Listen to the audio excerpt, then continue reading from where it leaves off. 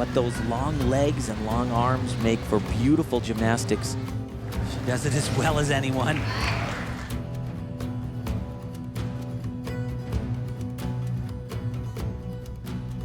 The triple turn, with the free leg below horizontal on floor, carries a C rating in the 2025 Code of Points, which is considered fairly easy for elite standards these days, so we won't find it in many routines. Different techniques and positions of the free leg can be used to execute this dance element. It is up to the gymnast to decide which one suits her best. However, in most cases, the technique used directly correlates with the elegance of the performance. It's also important to point out that, contrary to the balance beam, there are no half turns on floor. So, if the gymnast only completes 2.5 rotations, the spin will be downgraded to a double.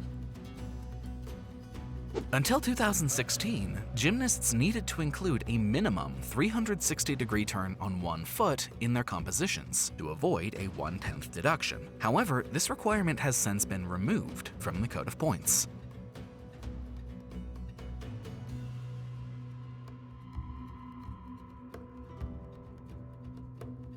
The Nguyen is one of the rarest turns in women's gymnastics, and has only been performed in competition by its creator so far, Vietnam's Tien Nguyen, who submitted it at the 2018 World Championships and made history in the process by becoming the first Vietnamese gymnast to stamp her name in the rulebook of the discipline. This is the only floor spin in the Code of Points that mixes two different shapes, a 90-degree leg position and a tuck stand shape.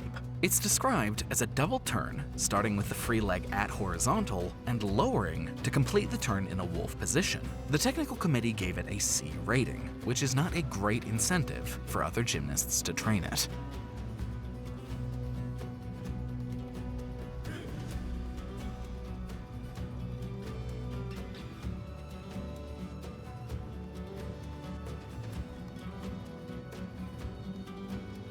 The double wolf turn has become a very popular skill in recent years. It's valued at D and consists of 2 rotations in a tuck stand with the free leg straight throughout. The rules state that initiating the turn with a push from the hands on the floor is not permitted.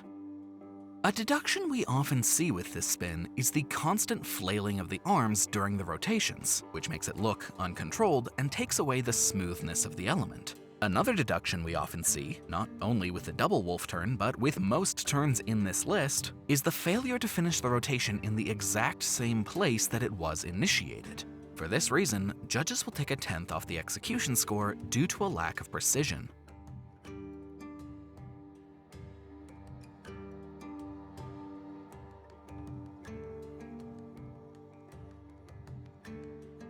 The double L turn is also a pretty common dance element in modern gymnastics. It carries a D rating and consists of a double spin with the free leg forward in a 90-degree horizontal position. The rules allow the turn to be performed with the leg straight or slightly bent, but most gymnasts choose the straight position, which is more aesthetically pleasing to watch. Multiple athletes also link it to a regular double turn for an extra 10th in connection bonus. One of the most frequent deductions that we'll find during its execution is the free leg dropping below 90 degrees, which incurs a 1/10 deduction for the small deviation from the ideal position. All turns must have a fixed and well-defined shape throughout.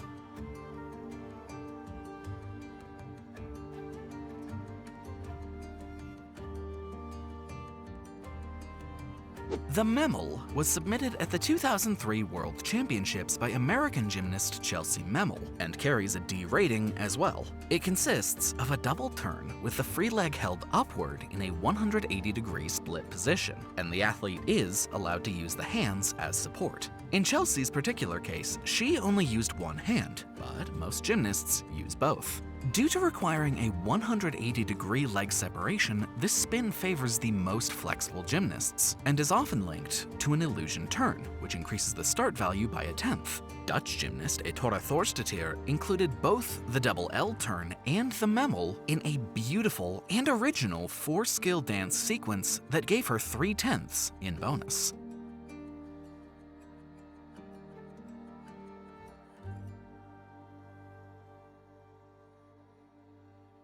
The Semenova consists of a double turn in back attitude with the thigh of the free leg at horizontal throughout. It was submitted by Russia's Ksenia Semenova at the 2008 Beijing Games and was given a D rating. It's one of the most beautiful floor turns when properly executed, but it also requires a sharp technique. Few gymnasts have nailed it in competition, and most performances come from Russian or Dutch athletes, possibly due to their extensive ballet training. World champion Ksenia Afanasyeva linked the Semenova to a double turn for an extra 10th in difficulty.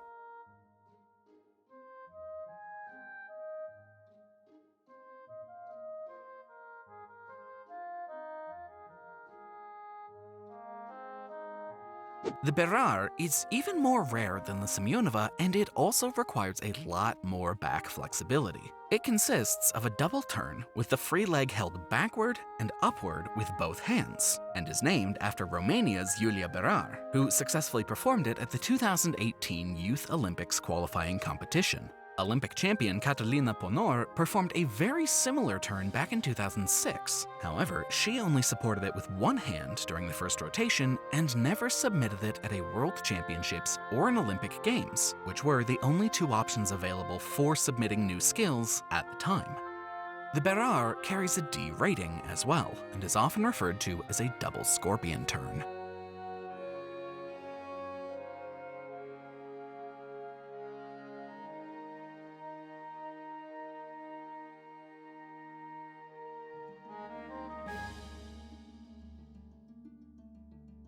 The Mitchell ranks among the most popular dance elements in women's gymnastics from the past decade. Also known as a triple wolf turn, it's described as a triple turn in tuck stand on one leg with the free leg straight throughout. It carries the name of Australia's Lauren Mitchell, who submitted it at the 2010 World Championships and is valued at E.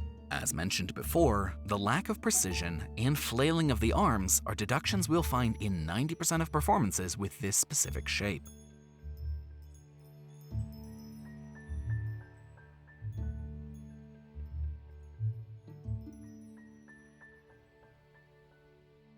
The Gomez carries an E rating as well, and consists of a quadruple turn on one leg with the free leg below horizontal. It was created by Spanish gymnast Elena Gomez at the 2002 World Championships, and is extremely difficult to complete. It's a very hit or miss element. Few athletes have actually mastered it and been able to perform it with consistency. Dutch gymnast Tisha Volleman is a good example of someone who has shown rather good consistency on the Gomez. She's nailed it on multiple occasions and even linked it to a double turn. Nonetheless, most gymnasts fall out of it or drop the heel before completing the fourth rotation, so judges will not credit it, lowering the potential start value of the routine by 2/10. The rules specify that underturning more than 30 degrees will cause the element to be downgraded.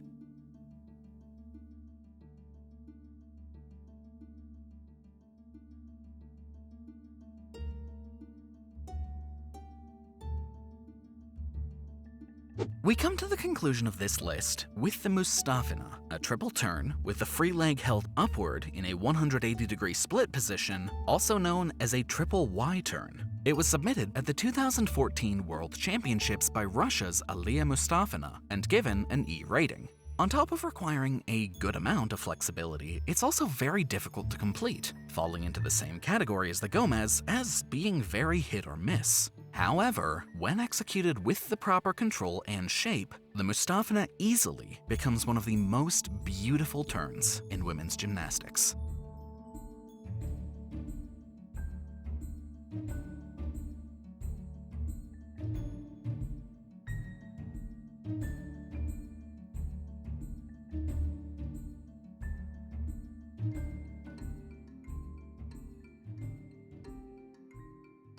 Despite not being included in the Code of Points as of 2024, the Triple L turn has been attempted by multiple gymnasts in various international competitions throughout the past decade. However, none have been successful in doing so. It consists of a triple turn with the heel of the free leg forward at horizontal, and has been given an E rating by the technical committee, the maximum value attributed to dance elements at the moment. As mentioned before, the requirements dictate the position of the free leg must be consistent from beginning to end, meaning the gymnast must complete the 3 rotations with the leg at 90 degrees or slightly above it for it to be credited by the judges.